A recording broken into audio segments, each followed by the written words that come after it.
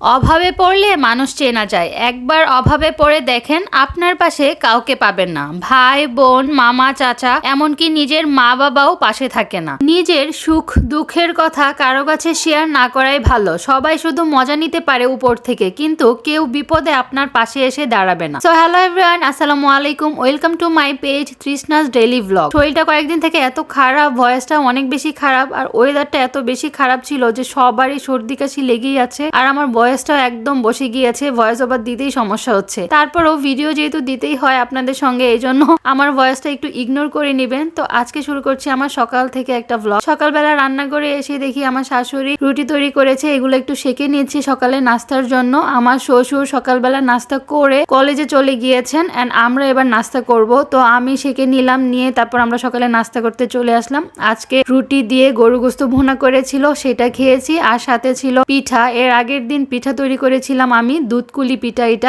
অনেক বেশি মজা হয়েছিল, তো এটা দিয়ে নাস্তা করলাম আজকে সকালবেলা। আর ছিল আলুর ঘাটি, উত্তরবঙ্গের সব থেকে জনপ্রিয় খাবার আলুর ঘাটি। এটা তো সবসময় থাকে আমাদের ঘরে। এগুলো দিয়ে সকালবেলা আমি আর আমার হাজবেন্ড দুজনে মিলে নাস্তা করে নিয়েছি। আর বাকিরা অনেকে ঘুমাচ্ছিল। তো সকালবেলা একটু এরকমই হয়, অনেকে ঘুমায়, অনেকে যার যার কাজে চলে যায়, এই জন্য যার যার মতো নাস্তাটা করে নেওয়া হয়। কিন্তু সবাই যেদিন ফ্রি থাকি আমরা সবাই একসঙ্গে নাস্তাটা করি। সকালবেলা নাস্তা করার পরে আমরা চলে আসলাম রান্নাঘরে। সকাল সকাল আমরা দুপুরে রান্নাটা করে ফেলার চেষ্টা করি। তো এর আগের দিন আমরা কচু শাক নিয়ে আসছিলাম গ্রামের বাড়ি থেকে, আমি আর আমার হাজবেন্ড গিয়েছিলাম। তো আসার সময় কিছু নিয়ে আসছিলাম, তো এটাই আজকে রান্না করা হবে। তো এখানে সব ধরনের মশলা দিয়ে, হলুদ গুঁড়ো, মরিচ গুঁড়ো, ধনিয়া গুঁড়ো দিয়ে, লবণ দিয়ে, আদা বাটা, রসুন বাটা এগুলো দিয়েছিল। দিয়ে সাথে রান্না করা কিছু মাছ ছিল, এটাও একসঙ্গে দিয়েছিল। দিয়ে ভালো করে রান্না করে নিয়েছে। আমি আসলে প্রপারলি আজকে ভিডিওটা করতে পারি নাই, শরীরটা একটু খারাপ, এই জন্য। আজকে দুপুরে কি কি রান্না হয়েছিল আপনাদেরকে একটু দেখিয়ে দিচ্ছি। প্রথমে ছিল গরুর ভুঁড়ি, এটা অনেক বেশি মজা হয়েছিল। তারপরে ছিল ট্যাংরা মাছের ঝোল, আমার তো ট্যাংরা মাছের ঝোল অনেক বেশি পছন্দ। আর ছিল এই কচুটা,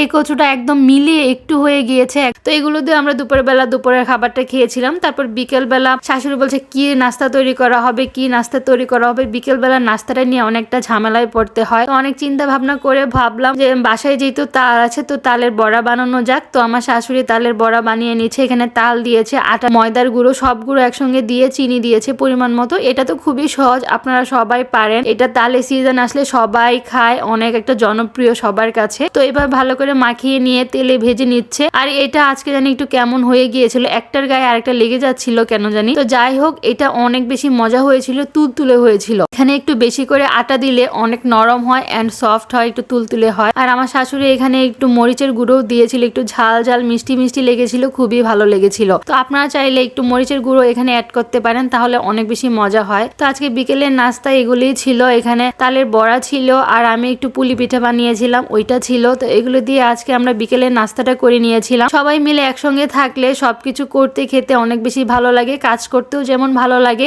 খাবার দাবার করতে অনেক বেশি ভালো লাগে। তো আজকে আমরা সবাই মিলে একসঙ্গে খেয়েছিলাম। বিকেলবেলা সবাই যখন বাসায় থাকে সবাই একসঙ্গে খেতে খুবই বেশি ভালো লাগে। তো আজকের ভিডিওটা এই পর্যন্তই, কেমন হলো জানাবেন। আল্লাহ হাফেজ।